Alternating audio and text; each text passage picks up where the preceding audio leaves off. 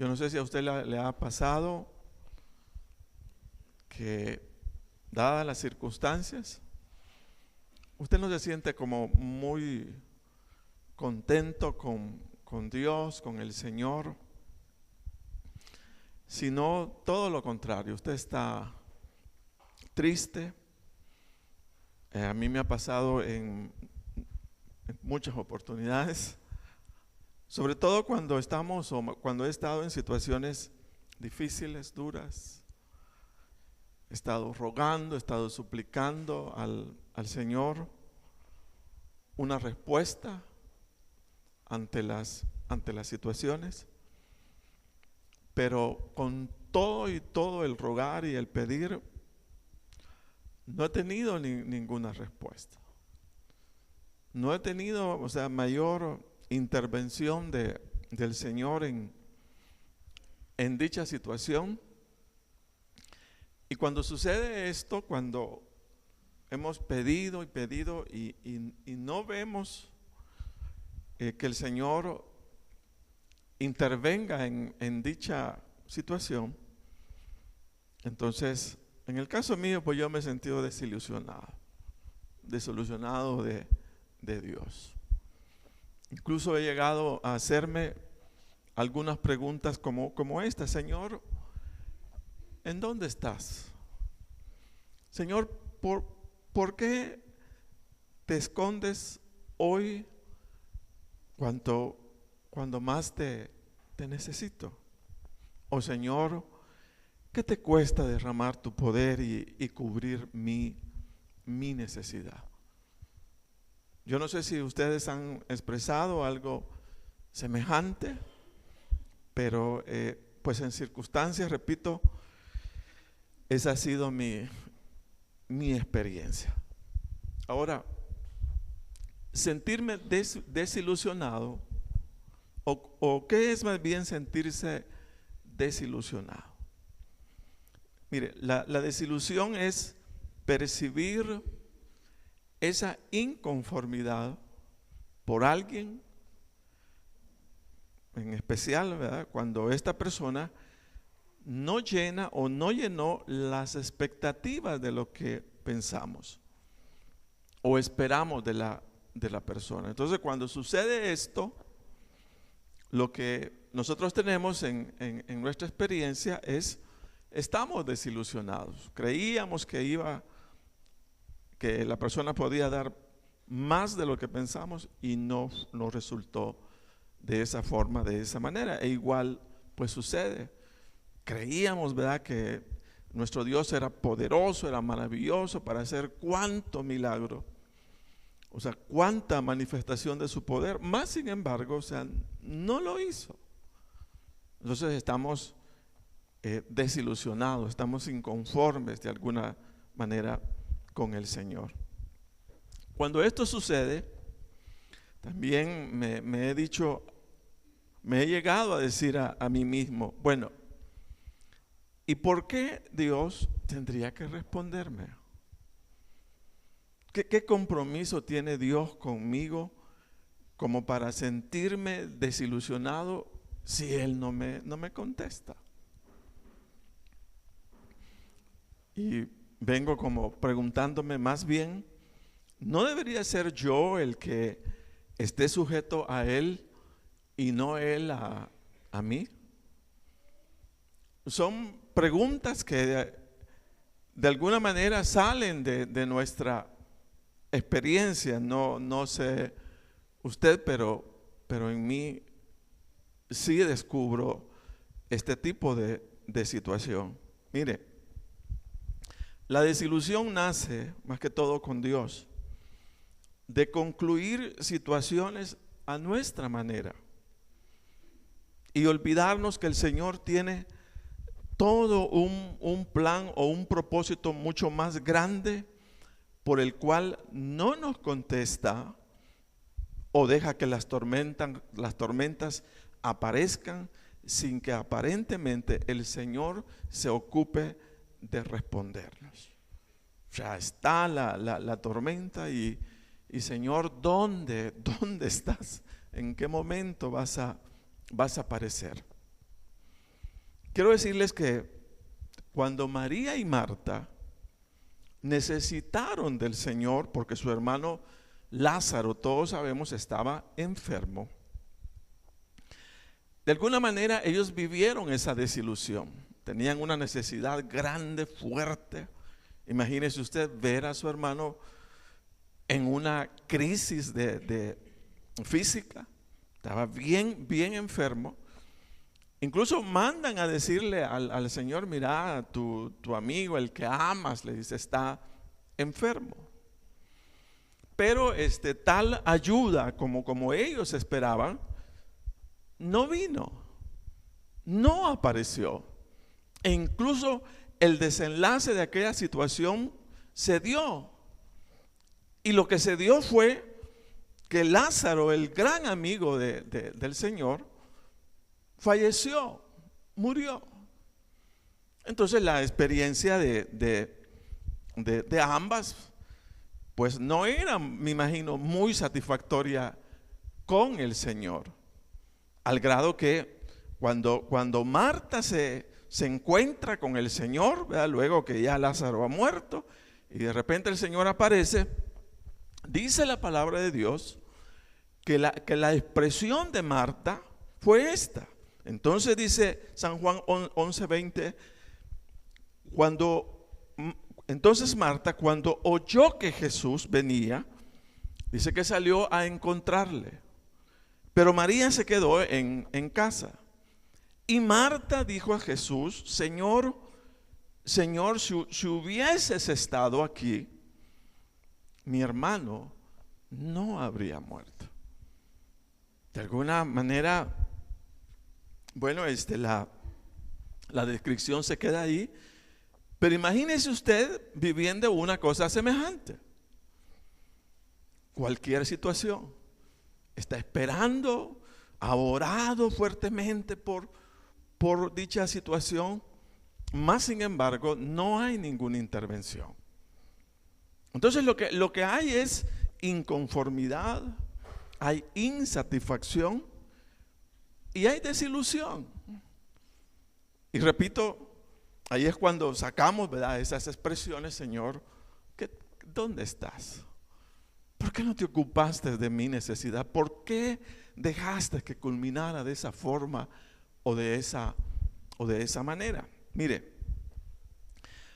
Marta había concluido ya dicha situación viendo su desenlace. Y había concluido, de hecho, de la manera más trágica, viendo a su hermano morir. Ahora, ¿cuántos hemos leído el pasaje de San Juan 11? Todos, ¿verdad? Creo yo lo hemos leído. Ahora, ¿qué sucedió? ¿Qué sucedió luego? ¿Alguien quiere expresar qué sucedió? Después de que Lázaro había muerto, el Señor lo resucitó.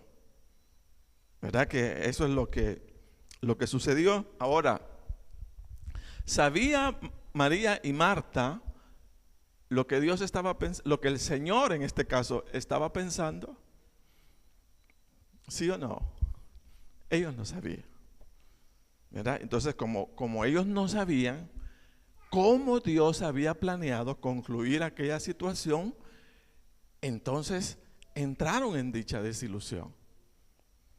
Entraron en esa, de alguna forma, en esa inconformidad, porque ellos no sabían. Ellos no sabían lo que Dios estaba haciendo, lo que el Señor estaba planeando, sino que ellos se quedaron únicamente viendo su realidad e interpretándola.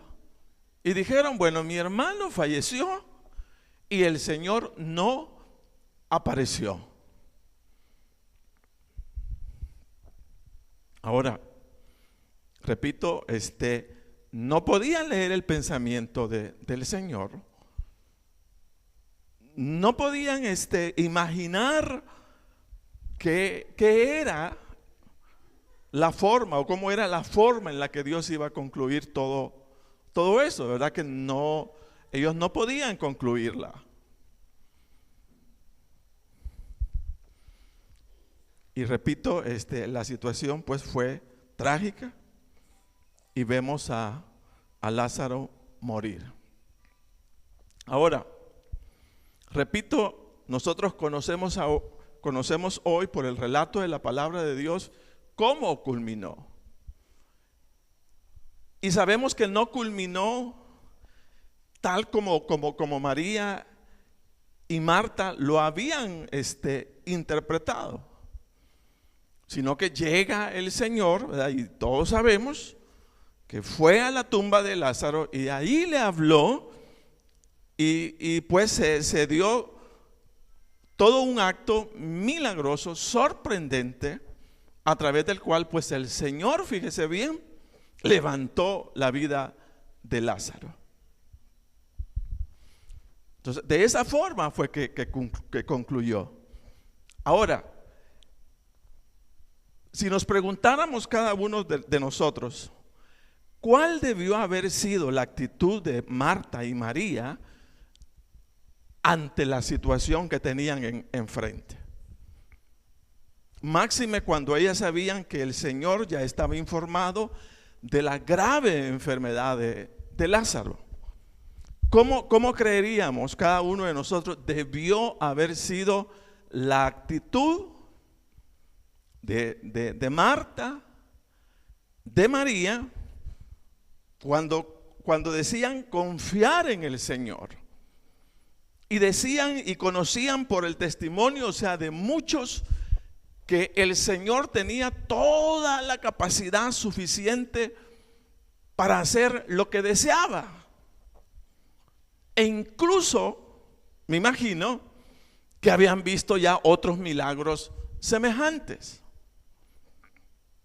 ¿Cómo creen ustedes debió haber sido la actitud de María y Marta?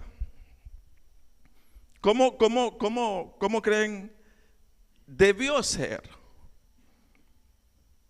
ante tal situación? Yo creo que de alguna manera todos diríamos, a Marta y a María le faltó fe, le faltó confianza y que aún viendo la situación ya finalizada, ya terminada, ellos no tenían por qué dudar del Señor. Ellas no tenían por qué desconfiar del Dios Todopoderoso si Él tenía toda la capacidad incluso de levantar a Lázaro de entre los muertos. Eso es lo que de alguna manera nosotros diríamos, le faltó fe, le faltó confianza, no creyeron en la capacidad o en toda la capacidad que el Señor podía tener para sacarles con todo el éxito en medio de aquella situación, aún con lo que con la realidad que ellos estaban viviendo. O en otras palabras, si le tocara a usted aconsejar a una persona, óigase bien, que está en una difícil situación, ¿qué le diríamos? ¿Verdad que no? Eso es lo que nosotros decimos. Mira, confía en el Señor, ¿verdad? Porque Dios tiene toda la capacidad, fíjese bien, para sacarnos adelante. Aún cuando nuestra realidad así, de frente, sea una realidad difícil o dura. Pero eso sería, fíjese bien, ese sería nuestro consejo. Y de hecho, déjeme decirle que ese debería ser el consejo. Cualquiera sea la circunstancia, cualquiera sea la situación, por muy dura, fíjese bien, por muy dura que parezca, si hemos orado, entonces debemos confiar, fíjese bien, que el Señor obrará a nuestro favor. Fíjese que me llegó al WhatsApp, me gustaría que si nos pasaras esta frase, que dice la siguiente, me habló mucho cuando me llegó, la guardé y espero no la recuerde, no la olvide más bien nunca, sino debo de recordarla siempre. Y oiga, es bien sencilla. Decía, cuando oramos, Dios nos escucha. Cuando esperamos, Dios preparará el camino. Cuando creemos, Dios cumplirá sus promesas. Te la repito. Dice, cuando oramos, Dios nos escucha. Cuando esperamos, Dios preparará el camino. Cuando creemos, Dios cumplirá su promesa. A mí me habló, o sea, muchísimo.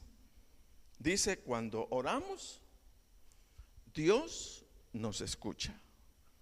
Cuando esperamos, Dios preparará el camino.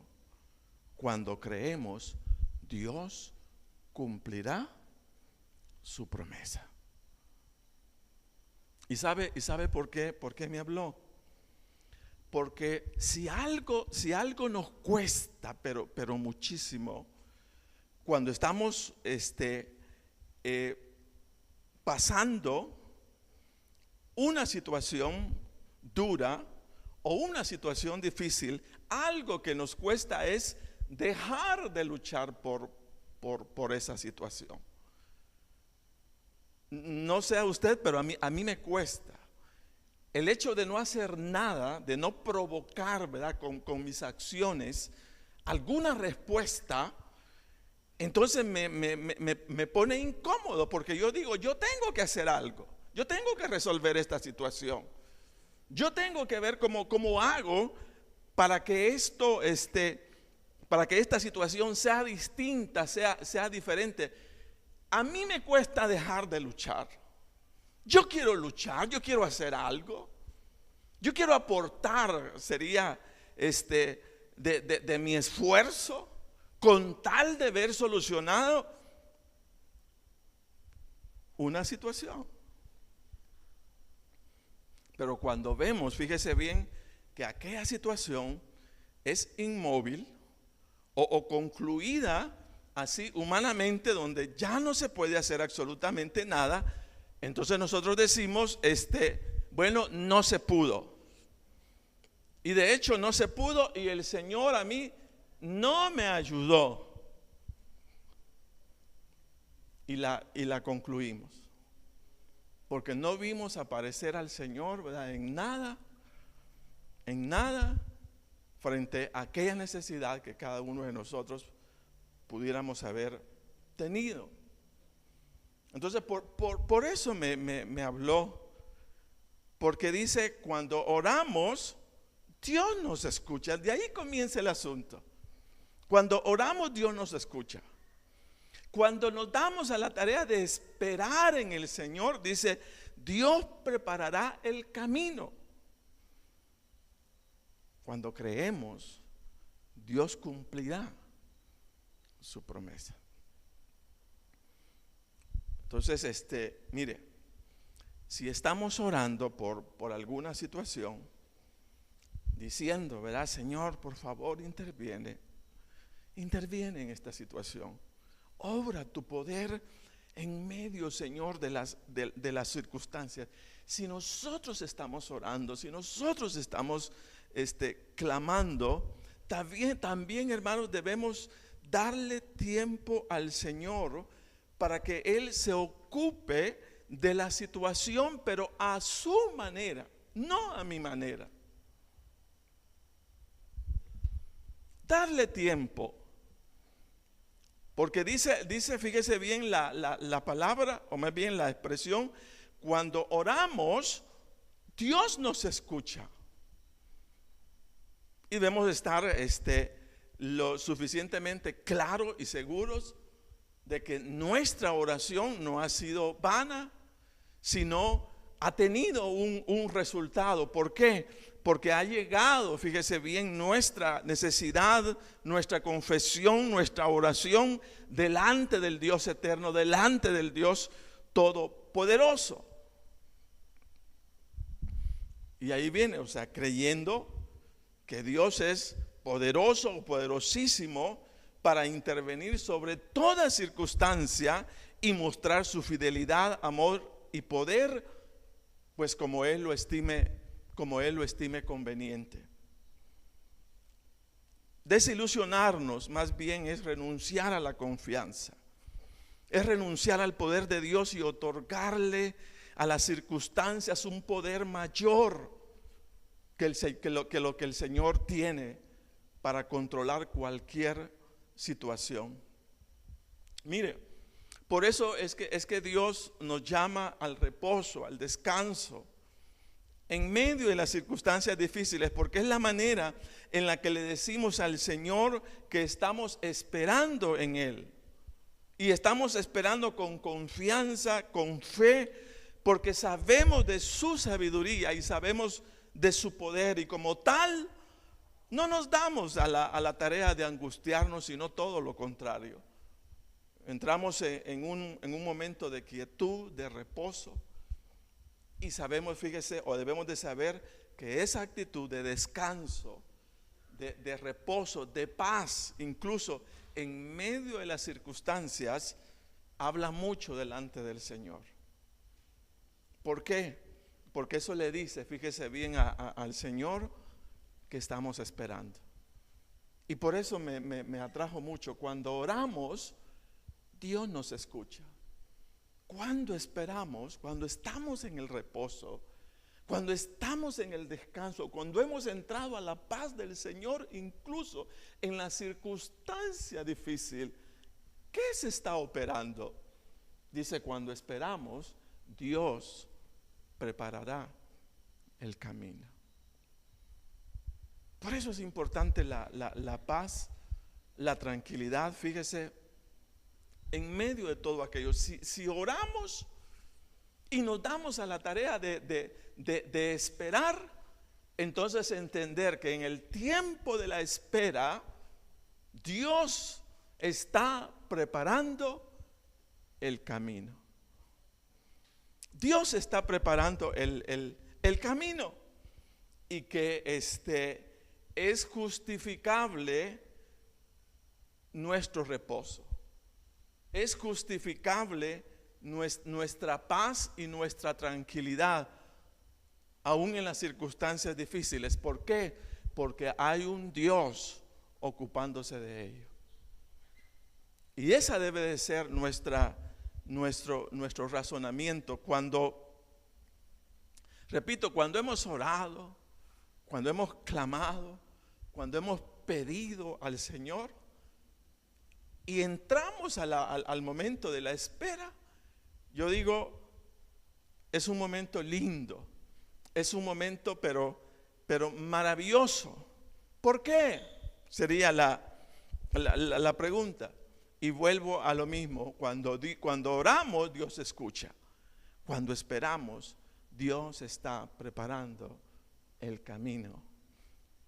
Y como hemos creído, entonces Dios cumplirá su promesa. Amén. Debemos aprender a esperar. La desilusión no tiene por qué dominarnos cuando sabemos del alcance que tiene el poder de nuestro Dios. Fíjese que cuando Marta de alguna manera le expresó al Señor, o sea, esa creencia en su poder, o más bien ella se lo expresó, ella se lo dijo. Aún con todo, y la primera expresión, Señor, si hubieras estado acá, mi hermano no habría muerto. Como quien dice, no hubiéramos llegado a este luto, a este momento de dolor, Señor. Pero ella le expresó algo más. Dijo, y Marta dijo a Jesús, en San Juan 11, 21 y 22, y Marta dijo a Jesús, Señor, si hubieses estado aquí, mi hermano no habría muerto. Mas también sé ahora que todo lo que pidas a Dios, Dios te lo dará. Amén. Dios te lo dará. Entonces dice, mas también sé ahora que todo lo que pidas a Dios, Dios te lo dará. Entonces ahí está la expresión. Mire, la imagen mental, aunque limitada, que nosotros tenemos por nuestra naturaleza humana, de lo que es el Señor, porque creo que aún cuando lo leemos, creo que cuando aún o escuchemos, de alguna manera cuando estamos frente a alguna situación difícil, esa imagen, ¿verdad? Esa verdad de Dios que tenemos, de repente se hace pequeña y creemos que a lo mejor no suceda lo que la palabra, ¿verdad? Y el testimonio dice que pasa cuando le pedimos al Señor. Pero fíjese bien, yo quiero decirle que debemos alimentar toda la verdad de la grandeza de nuestro Dios cuanto nosotros podamos, leyendo la palabra de Dios, la escritura, y expresando y diciendo siempre lo que dijo María. Cuando el Señor, o más bien cuando le fue enviado aquel ángel y le anunció, ¿verdad?, que iba a tener un hijo, aún no habiéndose juntado con su marido, de alguna manera, o sea, esa situación le creó pues alguna inquietud en su mente, alguna inquietud en su corazón que no cabía. ¿Y cómo es esto? Dice la palabra en San Lucas 1:35, dice, respondiendo el ángel le dijo, el Espíritu Santo vendrá sobre ti y el poder del Altísimo te cubrirá con su sombra, por lo cual el santo ser que nacerá será llamado Hijo de Dios. Y he aquí tu parienta Elizabeth, ella también ha concebido hijo en su vejez, y este es el 6º mes para ella, la que llamaban estéril. Y dice, porque nada, fíjese bien, porque nada, dijo el ángel, hay imposible para Dios. Y hermanos, eso es lo que debe de andar en nuestra mente, eso es lo que debe de andar, o sea, en nuestro corazón. ¿Qué dice? Porque no hay nada imposible para Dios. Lo que nos quiere decir es que del Señor, mire, emana como una fuente toda la capacidad, toda la fuerza, toda la sabiduría, como ni siquiera nosotros podemos imaginar haya, o sea, en un ser tan especial como es el Dios eterno o el Dios todopoderoso, como para expresar y decir, para mi Dios no hay nada imposible. Amén. Nada es imposible. Y eso debemos, mire, guardarlo en nuestra mente y en nuestro corazón. De manera que luche, ¿verdad?, con todo pensamiento de duda, de incredulidad, hasta el punto, hermanos, que andemos siempre llevando con nosotros esta verdad. Mi Dios es el Dios de lo imposible. Todo es posible para nuestro Dios. Amén.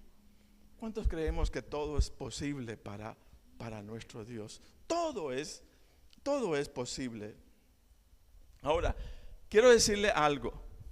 Confiar en el Señor no implica que Dios tiene que informarnos de la manera en que Él ha decidido intervenir sobre nuestras dificultades o situaciones.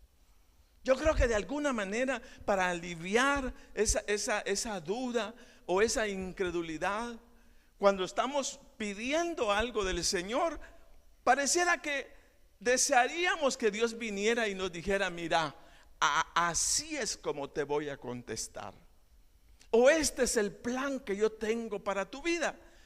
¿Por qué? Porque de alguna manera vendría a suavizar, vendría a disminuir esa incertidumbre que nosotros tenemos. Pero es precisamente, hermanos, la incertidumbre la que tenemos que aprender a manejar. Eso es lo que debemos aprender a quitarnos. Y la pregunta sería, ¿y cómo quitarnos la incertidumbre? ¿Cómo quitarnos la inseguridad? ¿Cómo quitarnos la duda del corazón cuando llega, de manera que tenga esa certeza o esa seguridad de que aunque vea todo lo contrario, pero saber que Dios está obrando y está preparando el milagro que Él ha estimado? Y la respuesta sería, pues por eso necesitamos orar. Por eso necesitamos arrodillarnos delante del Señor. ¿Por qué? Porque nos toca trabajar con nosotros mismos. Recuérdense que traemos una naturaleza pecaminosa rebelde, una naturaleza pecaminosa que no le cree a Dios. Y esa es precisamente la que necesitamos sujetar, la que necesitamos dominar. Pero muchas veces que con una sola decisión no podemos, sino que necesitamos orar, ¿verdad? Necesitamos arrodillarnos y decirle: Señor, mira mi duda, ocúpate de mi incredulidad. Como aquel hombre, ¿se recuerdan que le dije: Señor, ayuda a mi incredulidad? Y nosotros igual debemos, o más bien siempre va a surgir de alguna manera esa duda. Mas sin embargo, o incredulidad o cosa semejante o incertidumbre, necesitamos cuando estemos en ello, óigase bien, entender que necesitamos arrodillarnos delante del Señor y decirle así: Señor, tengo duda. Señor, yo sé que tú puedes, mas sin embargo en mí se apodera sentimientos que me hacen creer que no va a suceder, que no puedo esperar en ti. Todo eso necesitamos, pero óigase bien, quiero decirles que la desilusión, la duda, la incertidumbre o la preocupación, ¿cómo identificarlas? Quiero decirles que se pueden identificar, pero ¿cómo? De hecho se perciben. Aparecen en la mente, pero ¿cómo aparecen en la mente? Aparecen en formas o tipos de pensamiento. Y es ahí donde tenemos que identificar qué pensamientos están viniendo a mi mente, que me están haciendo negar el poder de Dios, que están como de alguna manera luchando para que deje de creer que Dios obrará en medio de esta circunstancia. Entonces la desilusión, la duda, la incertidumbre aparecen en el hombre, en el ser humano, a través de pensamientos. Y esos pensamientos son los que bajan al corazón, y cuando bajan al corazón, entonces ya no es solo la mente, sino que también nuestras emociones en contra de nuestro deseo de creerle al Señor.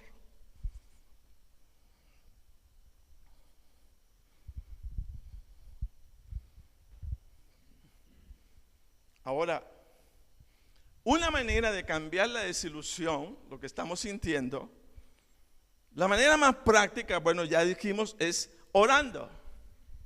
Pero también hay necesidad, óigase bien, que si la desilusión, la duda o la incertidumbre están entrando en forma de pensamientos, entonces hay necesidad, fíjese, de cambiar esos pensamientos. Cambiarlos y poner otros pensamientos diferentes. Entonces cuando yo, hermano, comienzo a pensar, y si me quitan del trabajo, ¿qué voy a hacer? ¿Y cómo voy a salir adelante? ¿Qué voy a hacer de mis hijos? ¿Cómo voy a pagar mis cuentas? Mire, o sea, comienza el pensamiento, y esos pensamientos me hacen sentir triste. Esos pensamientos comienzan a calar tanto en mí que comienzan a afectarme y me comienzo a percibir así, o sea, indefenso, o sea, triste, incluso por situaciones que no han pasado, sino por situaciones que solo hemos imaginado. Entonces por eso digo, ¿quiere usted derrotar la incertidumbre, derrotar la duda, derrotar la preocupación o cosas semejantes? Mire sus pensamientos. Y si sus pensamientos están alimentando la desgracia, la duda o la inseguridad, entonces tiene que darle vuelta. Por eso conviene diariamente estar leyendo la palabra del Señor. Porque la palabra de Dios, déjeme decirle que es poder contra todo ese tipo de pensamientos. Eso es lo que yo veo. Que en la medida que le dejo libertad a mi mente para que imagine todo lo que quiera, entonces esos pensamientos crean sentimientos, pero así nada agradables. Pero cuando comienzo, mire, a leer la palabra de Dios y a llenarme de toda la fe, de toda la certeza, de toda la seguridad que hay en la palabra, entonces también mis sentimientos comienzan a cambiar. Entonces una manera, repito, de darle vuelta y a esa desilusión, incluso hasta de Dios, es cambie sus pensamientos. Entre a otra atmósfera distinta, diferente, óigase bien, leyendo la palabra de Dios. Por eso estamos diciendo siempre, mire, leamos la palabra. Leamos la palabra.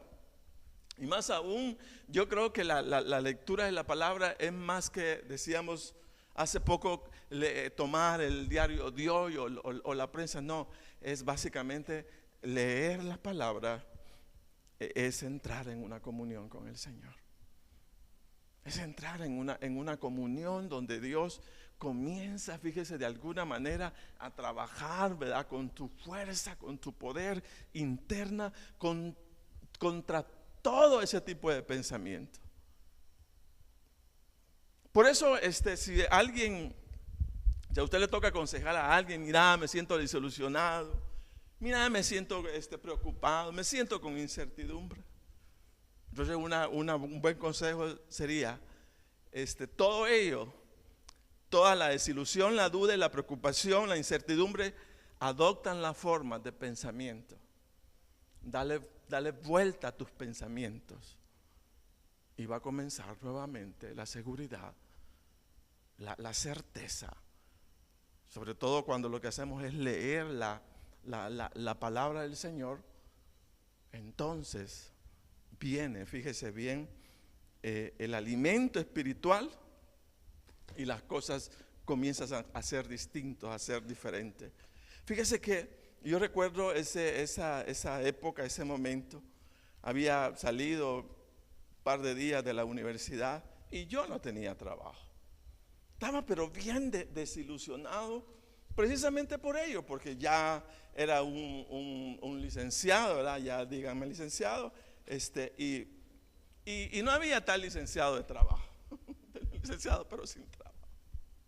Estaba de veras, hermano, bien, pero bien desilusionado de la vida. Sobre todo por eso, pues, uno comienza a decir, ay, pero cuánto me costó estarme aprendiendo esto y lo otro, y ahora saber que no tengo nada.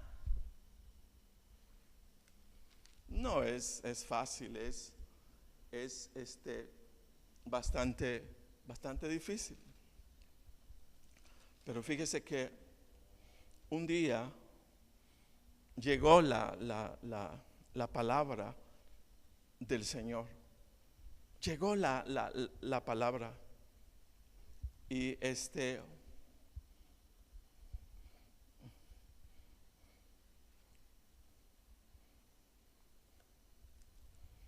ahorita se las busco, porque fue tan directa y tan clara que no podía como negarme a creer, o sea, que esa era la palabra para mi circunstancia, para mi situación.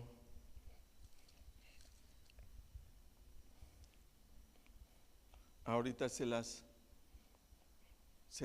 digo.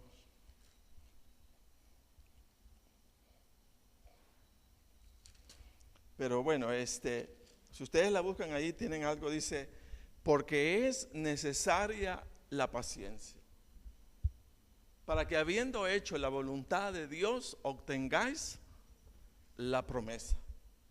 Y mire que se me pegó tanto que nunca a lo mejor se me olvide.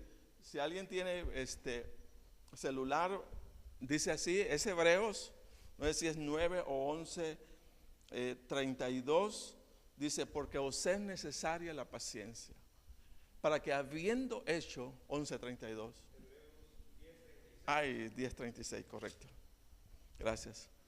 Entonces dice, oiga bien desde el 35, 10:35, y mire, si es posible, subraye, dice, no perdáis pues vuestra confianza, mire, vuestra confianza, que tiene grande galardón. Y luego dice, porque os es necesaria la paciencia, para que habiendo hecho la voluntad de Dios, obtengáis la promesa. Porque aún un poco, y el que ha de venir vendrá y no tardará, mire, no tardará, mas el justo vivirá por fe. Y si retrocediere, no agradará a mi alma. Quiero decirle que esa situación dura, para mí difícil, concluyó de esta manera. Obvio, o sea, no habían mayores contactos, ¿verdad? O uno se mira tan solo, con grande necesidad, pero ¿a quién ir? ¿Cómo saber que va a haber una respuesta? Y de hecho, yo recuerdo que fue el periodo, porque nunca lo hice luego, fue el periodo en que me fui a mi iglesia y comencé a trabajar con la escuela bíblica de verano. Fue la única vez que trabajé con ellos, estuve ahí. Yo dije, yo voy a trabajar con el Señor, yo no me voy a seguir inquietando, yo sé que Dios tiene una respuesta. Y me fui, comencé, y yo recuerdo que estaba una tarde jugando con una pelota así de plástico ahí en mi casa, en el corredor, y de repente tocaron.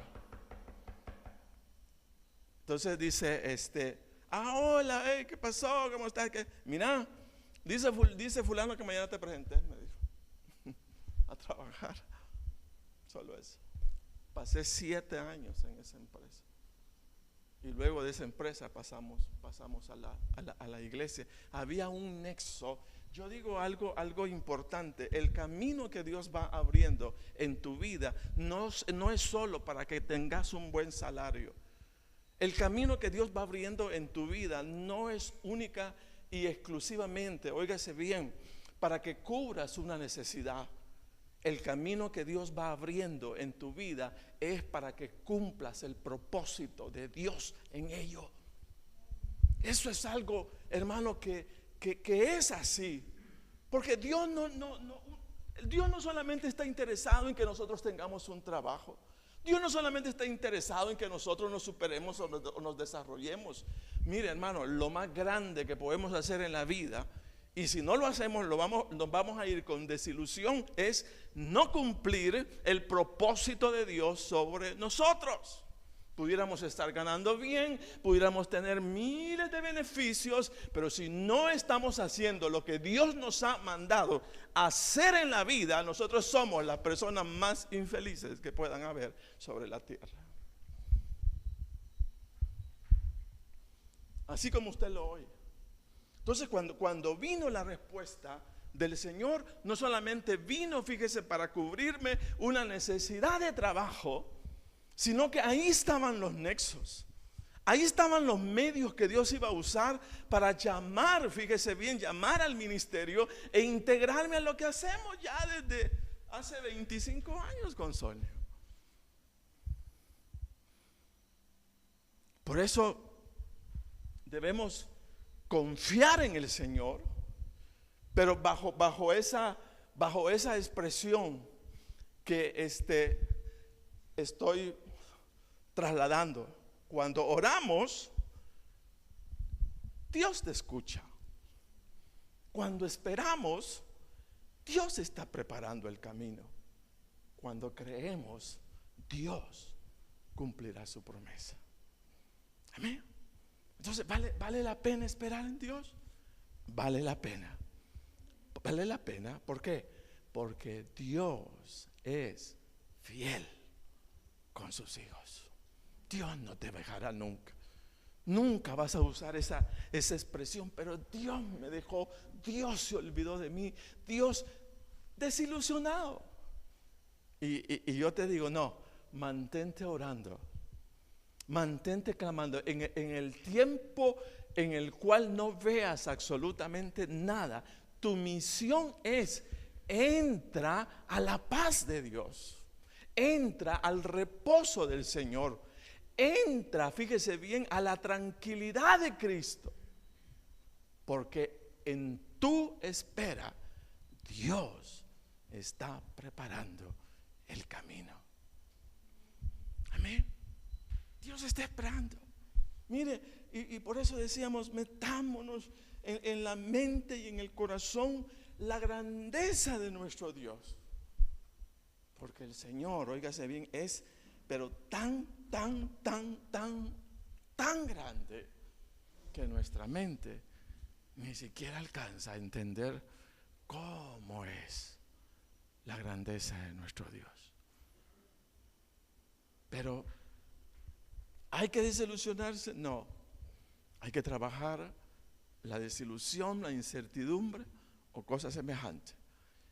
Y cuando no estés haciendo nada, sino solo esperando, esa más bien es la recompensa de haber confiado en el Señor, porque Dios te contestará a su tiempo y a su manera, y no tiene que informarte cómo lo va a hacer, solo Él sabe lo que va a hacer, pero Dios obrará a nuestro favor. Amén. Póngase de pie.